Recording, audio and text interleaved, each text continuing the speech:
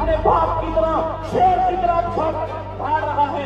আমাদের আশঙ্কাই তবে সত্যি হলো, বাংলাদেশের মাটি ব্যবহার করে ভারতে হামলার ছক। দুটো রিজিয়ন, একদিকে ইস্ট এবং অন্যদিকে এই কাশ্মীর রিজিয়ন, এই দুটো রিজিয়নে হামলার ছক। বাংলাদেশের মাটিতে দাঁড়িয়ে লস্কর-ই তৈবার ভয়ানক হুমকি। वो कहते हैं हाफिज सईद का राइट हैंड बांग्लादेश के अंदर आ गया है, अब बांग्लादेश के अंदर से वो हिंदुस्तान के अंदर आएंगे। ভারতের বিরুদ্ধে যুদ্ধে নামক এক্সক্লুসিভ ভিডিওতে ফাঁস ভয়ানক সত্য। ना ये अमेरिका का गुलाम बनेगा, ना ये इंडिया से डरने वाला मुल्क बनेगा, बल्कि ये जिहाद का मुल्क बनेगा। কি করবে এবার ভারতীয় সেনা, কি পদক্ষেপ নেবে ভারতীয় সেনার উইং কমান্ডাররা? নমস্কার, আপনারা দেখছেন ইনসাইট আর আমি আপনাদের সঙ্গে রয়েছি মণি ভট্টাচার্য।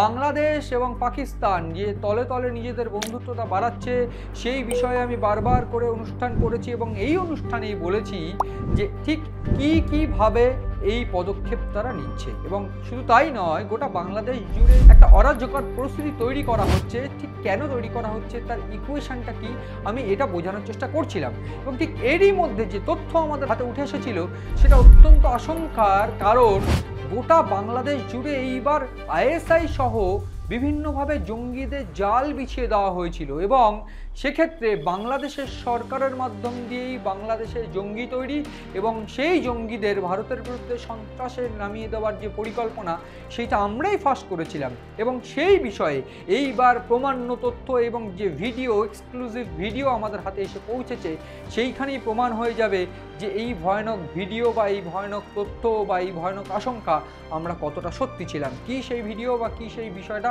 আমি একটু দেখানোর চেষ্টা করবো প্রথমে, এবং কি বলছে, কেন বলছে, কারা বলছে আমি বলবো প্রাথমিকভাবে। वो कहते हैं हाफिज सईद का राइट हैंड बांग्लादेश के अंदर आ गया है, अब बांग्लादेश के अंदर से वो हिंदुस्तान के अंदर आएंगे। हम फलस्तीन की आवाज बने हैं। आज अल्लाह रब्बुल आलमीन ने गजा के अंदर अमन करवाया है, तो वहां पे 4 इस्लामी मुल्कों की अफवाज फलस्तीन के अंदर जा रही है। প্রাথমিকভাবে যে ভিডিও এই মুহূর্তে আমাদের কাছে এসে পৌঁছেছে, এক্সক্লুসিভ ভিডিও, সেই ভিডিওতে পরিষ্কার যে বাংলাদেশে এসে পৌঁছেছে হাফিজ সাঈদের একেবারে ঘনিষ্ঠ আল্লামা ইফতিজাম এলাহি জাহির। আমি বলছিলাম কয়েকদিন আগেই যে এই আল্লামা ইফতিজাম জাহির তিনি ঘনিষ্ঠ হওয়ার দরুন একদিক থেকে এই জামাতুল মুমিনাত, যেটা মুসলিম সংগঠন মূলত, যেটা এই হাফিজ সাঈদের একটা সংগঠন, মহিলাদের নিয়ে সংগঠন, তাদেরকে এক প্রকার ট্রেনিং দেওয়া হবে সন্ত্রাস ছড়িয়ে দেওয়ার জন্য ভারতের বিরুদ্ধে। এইবার সেই সাইফুল্লাহ কাসুরিদের যে সংগঠনটি, সেই সংগঠনটি এইবার পাকিস্তান থেকে ডানা মেলে চলে এসেছে বাংলাদেশে। এবং যে তথ্য আমরা দেওয়ার চেষ্টা করব যে বাংলাদেশের মাটিতে দাঁড়িয়ে ভারতের বিরুদ্ধে যুদ্ধের ষড়যন্ত্র, যুদ্ধের ঘোষণা, এবং সেই অনুষ্ঠানে উপস্থিত রয়েছে একেবারে শিশুরাও।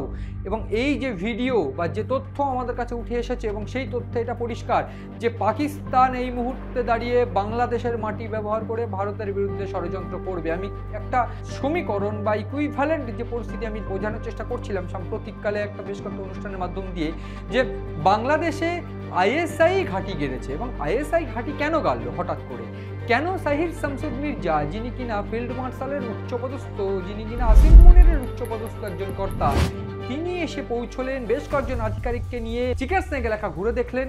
ঘুরে দেখে তিনি আইএসআই এর ঘাঁটি স্থাপন করার যে ভিত্তিপ্রস্তর তিনি একেবারে স্থাপন করে গেলেন। এইখানেই তো প্রশ্ন উঠেছিল যে কেন, এবং তারপরে এই যে তথ্য উঠে আসছে, আমরা সাম্প্রতিককালে দেখেছিলাম বা বারবার করে বলছিলাম একটা ফান্ডিং কিন্তু আইএসআই পাচ্ছে এবং সেইখান থেকে জঙ্গিবাদ পুনঃস্থাপন করার চেষ্টা করছে। এই জঙ্গিবাদ পুনঃস্থাপন করার যে চেষ্টা, সেইটা যে অত্যন্ত ভারতের জন্য ভয়ানক, সেইটা ফের প্রমাণ হয়ে গেল এই গোটা চিত্রতে।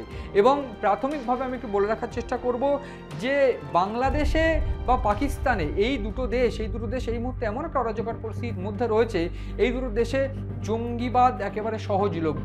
আমি একে একে ধাপে ধাপে বলার চেষ্টা করব।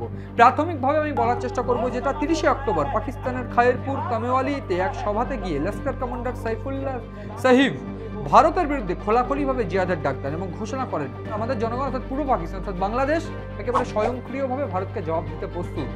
এই কথা 30 অক্টোবর বলা হচ্ছে, এবং 30 অক্টোবর বলা হচ্ছে অর্থ এইখানে একটা ষড়যন্ত্র দানা বাঁধতে শুরু করেছিল।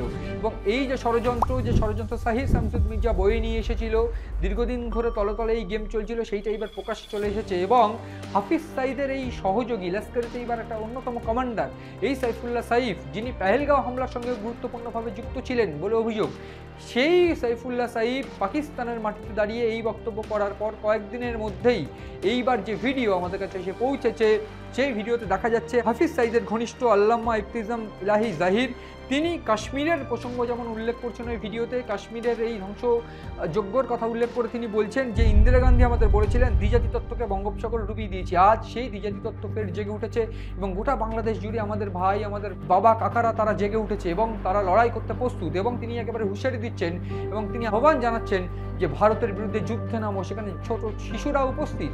এইখানে আমি বলতে চাইবো, এই যে গোটা প্রেক্ষাপট, সেইখানে বাংলাদেশও জড়িত।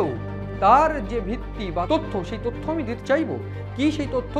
একে একে যদি তথ্যগুলো দেওয়ার চেষ্টা করি তাহলে পরিষ্কার হয়ে যাবে যে শেখ হাসিনা পতনের পর থেকে বাংলাদেশে ক্ষমতা এসেছে মূলত ওয়াকারুজ্জামান সেনাপ্রধানের যে ক্ষমতা, তাছাড়াও রয়েছে মোহাম্মদ ইউনুস। যদিও নির্বাচন নিয়ে সেই দুটো সিন্ডিকেট ভাগ হয়ে গেলেও ইউনুস নিজের গদি ধরে রাখার জন্য একটা চাল তিনি চেলে ফেলেছেন। এবং এনসিপিকে এবং এই যে জামাতকে এনসিপিকে একসঙ্গে নিয়ে যদি চলা হয়, যদি কোনোভাবে মার্চ করে নির্বাচনটা বন্ধ করা যায়, সেক্ষেত্রে এটা পরিষ্কার হয়ে যাবে যে জামাত ক্ষমতায় থাকবে। আগে গণভোটের যে বিষয়টা আসছিল কয়েকদিন ধরে বাংলাদেশে, জামাত চাইছিল যে গণভোট হোক, বিএনপি সহ অন্যান্য দলগুলো চাইছিল আগে গণভোট না, আগে সংসদীয় নির্বাচন। গণভোট হলে এটা পরিষ্কার যে একটা বড় অঙ্কের জঙ্গি ঢুকে সেই গণভোট ক্যান্সেল করবে এবং মূলত জামাতি ক্ষমতায় থাকবে। এবং সেক্ষেত্রে ক্ষমতার একেবারে অলিন্দে একেবারে শীর্ষে থাকবে কে? মোহাম্মদ ইউনুস। এবং ঠিক সেইভাবে মোহাম্মদ ইউনুস কিন্তু নিজেদের যে বেসটা তৈরি করার যে চেষ্টা শুরু করে দিয়েছিলেন। এবং এই যে বৈষম্য বিরোধী আন্দোলনকারী একজন নেতা সাজিব আহমেদ ভুইয়া, তিনি সাম্প্রতিককালে ঘোষণা করেছেন যে অন্য শত্রুদের সঙ্গে লড়াই করতে ছাত্রদের তৈরি করা হবে। এই ছাত্ররা কারা? এই ছাত্ররা তারা যারা কিনা বাংলাদেশে জাহিরের বক্তব্য শুনছেন বা জাহিরের বক্তব্য শুনে অনুপ্রাণিত হচ্ছেন। একদিক থেকে এই মিলিশিয়া তৈরি করা, অন্যদিক থেকে এই মিলিশিয়াদের দিয়ে ভারতে সন্ত্রাস হামলার ছক, সেইটা কিন্তু ভিডিওর মাধ্যমে দিয়ে একেবারে প্রকাশ্যে। তবে প্রশ্ন উঠতে পারে যে ভারত কি চুপ করে বসে থাকবে? ভারত যে চুপ করে বসে নেই সেটা সাম্প্রতিককালে রাজনাথ সিং বুঝিয়ে দিয়েছেন, সাম্প্রতিককালে নরেন্দ্র মোদীও বুঝিয়ে দিয়েছেন এবং পরিষ্কার করে ভারতের ডিফেন্স যারা কর্তারা রয়েছেন তাদের যে অ্যাকশন, এই যে নর্থ ইস্ট জুড়ে যে বড় বার্তা ইতিমধ্যে তারা দিতে চলেছে, একের পর এক অপারেশন গজরাজ, এবং সেই অপারেশন গজরাজের মাধ্যম দিয়ে একেবারে টানা 2026 জানুয়ারির 15 তারিখ অব্দি এই যে ভয়ানক যে মহড়া, সেই মহড়াতেই পরিষ্কার যে ভারতীয় সেনা কিন্তু এইবার একটা ভয়াবহ অপারেশনে নামতে চলেছে। এবং সেই ভয়াবহ অপারেশন কি বাংলাদেশের ভিত নাড়িয়ে দেবে? সেইটা একটা প্রশ্ন উঠছে। তার কারণ একদিক থেকে হাসিনা ফের ক্ষমতায় যাওয়ার একটা প্রবণতা দেখা দিয়েছে। ভারত কিন্তু তীব্র নিন্দা করছে এই আওয়ামী লীগকে বাদ দিয়ে অন্যান্য ক্ষেত্রে যে নির্বাচন হওয়ার চেষ্টা হচ্ছে সেইটা।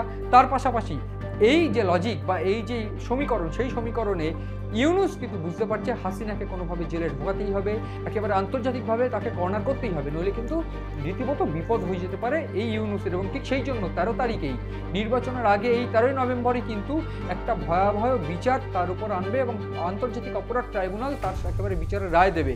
সেক্ষেত্রে শেখ হাসিনাকে ফেরানোর জন্য ভারতকে একটা চাপ দেওয়ার যে কৌশল, সেই কৌশলটা করার চেষ্টা হতে পারে ইউনুসের পক্ষ থেকে। এবং এই ঘটনার মধ্যেই ভারতীয় সেনার যে অ্যাকশন, তার পাশাপাশি যে চিত্র আমাদের কাছে এক্সক্লুসিভ, যে লস্কর-ই তৈবার যে জঙ্গি সংগঠন তারা এসে পড়েছে, তারা বাংলাদেশ থেকে ভারতের বিরুদ্ধে যুদ্ধের হুঁশিয়ারি দিচ্ছে, সেটা যে আমরা আশঙ্কা করেছিলাম সেইটাই সত্যি প্রমাণ হলো। এবং সেক্ষেত্রে ভারতীয় সেনাদের প্রসঙ্গে যে আশঙ্কা করেছিলাম, যখন তখন একটা ভয়ানক অপারেশন হতে পারে, অপারেশন সিঁদুরের মতন একদিকে বাংলাদেশেও, সেই তথ্যই কিন্তু এইবার এনশিওর করছে ভারতীয় সেনারা। ফলে সব মিলিয়ে বাংলাদেশ, পাকিস্তান এবং ভারতের এই যে সমীকরণ বা জঙ্গিদের এই জঙ্গিবাদ পোষণ রীতিমতো বাংলাদেশ এবং পাকিস্তানের, এদের যে অদূর ভবিষ্যৎ কি, সেটা ভারতীয় সেনার হাতেই কি তাদের একেবারে ধ্বংস পরিণত হয়ে যাওয়া বা ধ্বংসস্তূপে পরিণত হয়ে যাওয়া, সেই যে বিষয়টাই দিকেই কিন্তু একেবারে গুরুত্বপূর্ণভাবে নজর রয়েছে। নজর রাখুন আপনারা আপনাদের পছন্দের অনুষ্ঠান সিএন ডিজিটাল।